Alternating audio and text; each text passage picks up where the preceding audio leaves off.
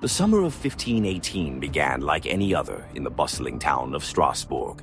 Markets were lively, children played in the streets, and townsfolk went about their daily chores. But then something changed. One woman, Frau Trophäa, stepped into the street, eyes glazed, and began to dance. Not the joyous dance of celebration or the rhythmic movements of a festival, but a dance that seemed compulsive, driven, as if by some unseen force. Within days, what started as one woman moving with inexplicable fervor became a spectacle.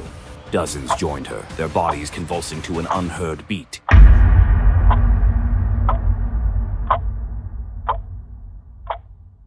By the end of the week, nearly 100 residents were swaying, stamping, and spinning, unable to stop, exhaustion etching lines into their faces.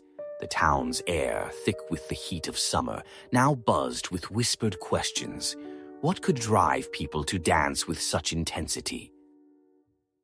As days turned into weeks, panic gripped the town.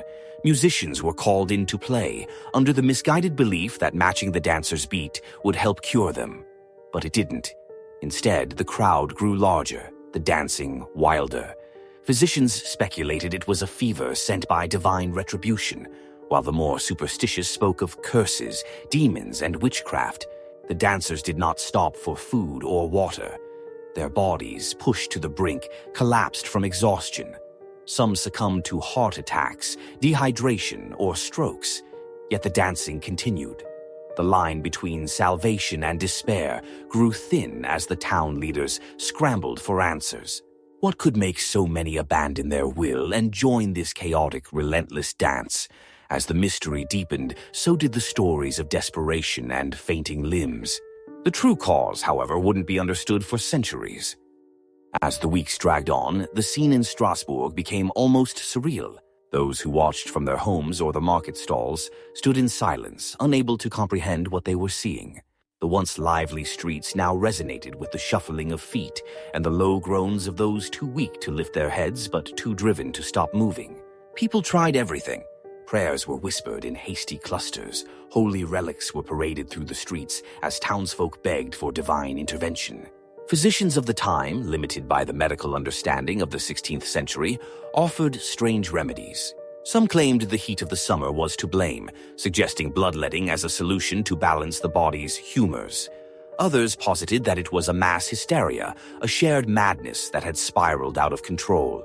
The city council ordered professional dancers to join in, thinking that perhaps structured dancing could exhaust the afflicted and end the spell. Instead, it fed the fervor. The story spread across the region, drawing in curiosity and fear alike. Rumors flew faster than the wind. Some whispered that the dancers were paying penance for hidden sins. Others said the town had been cursed by a saint scorned. Theories abounded, each more desperate than the last. And yet, in the midst of chaos, there were moments of heart-stopping humanity. Mothers would cradle their young daughters who, still swaying, would cry in exhaustion. Husbands would try to hold their wives still, only to find themselves pushed back by their frenzied movement. It was as if the plague had turned their very own kin into strangers. Weeks passed and the number of dancers began to dwindle, not from the plague's cure, but from sheer exhaustion and death. The frantic movement slowly turned to weakened steps, and then silence fell over the town, punctuated only by the heavy sobs of those who survived. But what had caused this outbreak? Why had it gripped so many so tightly? The answer lay not in curses or divine punishment, but in something far more human: the collective mind. Later scholars would come to understand that the phenomenon was likely driven by mass hysteria, a psychological contagion fueled by stress, famine, and deeply rooted beliefs. A complex interplay of social and mental factors, amplified by a community pushed to its limits, had woven a narrative so compelling that it took control of their bodies. If you liked this video and are asking yourself whether to like and subscribe, I would like to provide you with one more answer. Why not? And as always, I hope you have an amazing day.